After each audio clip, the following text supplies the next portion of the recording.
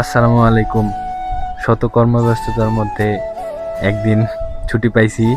মামার আসছে কুয়ালালামপুর থেকে। তো আমরা সবাই আমাদের এক জায়গার দেবীগঞ্জের একদিন সবাই হুট করে এক হইছি। এক হয়ে আমরা সবাই দেখা করতে যাচ্ছি ছোট ভাই সোয়াদের সাথে। ছোট ভাই সোয়াদ রেস্টুরেন্টে আছে, তার সাথে আমাদের এলাকার আরেক বড় ভাই রিয়াজ ভাই আছে। চলুন তাদের সাথে দেখা করা যাক। আমরা চলে আসছি সোহাদের রেস্টুরেন্টে। সবাই অনেক দিন পরে দেখা।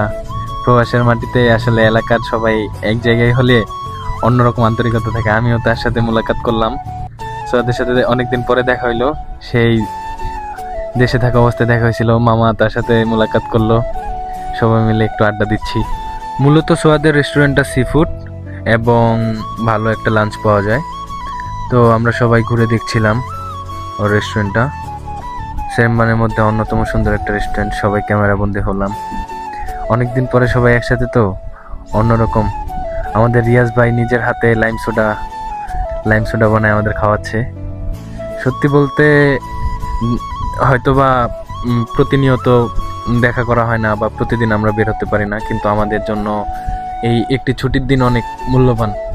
সবার সাথে দেখা করতে পারি। আর সত্যি বলতে দেশের বাইরে সবাই যখন একসাথে হই তখন অন্যরকম ভালো লাগা কাজ করে। এই যে সারাদিন কর্মব্যস্ততার মধ্যে কাজকর্ম করে প্রতিটি রাত এভাবে মাসের পর মাস চলে যায়। তো এর মধ্যে একদিন আমাদের এই যে স্মৃতিবন্দিগুলাই সারা জীবন মনে থাকে, সবসময় আমাদের এনার্জি যোগায় কাজ করার। তো সবাই মিলে আড্ডা দিচ্ছিলাম। রিয়াজ ভাই নিজ হাতে আমাদের লাইম সোডা বানায় খাওয়াইলো। তো সত্যি বলতে অনেকদিন পরে তো সবাই অনেক অনেক রকমের কথা হয়। সবাই অনেক জায়গা থেকে আসছে। আমাদের নাজির মামা আসছে কুয়ালালামপুর থেকে। তো অনেক আড্ডা দেওয়ার পরে এখন আমাদের যাওয়ার পালা। সবাই একসাথে ছবি তুলে নিলাম। আমাদের গাড়ি চলে আসছে। রিয়াজ ভাই সোয়াত আমাদের বিদায় দিচ্ছে।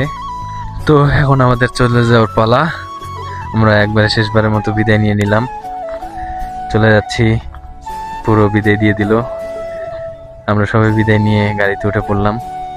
হয়তোবা এটা আমার নতুন ভিডিও, ভয়েসে অনেক ভুল ত্রুটি হয়েছে, সবাই মাফ করে দিবেন। আল্লাহ হাফেজ।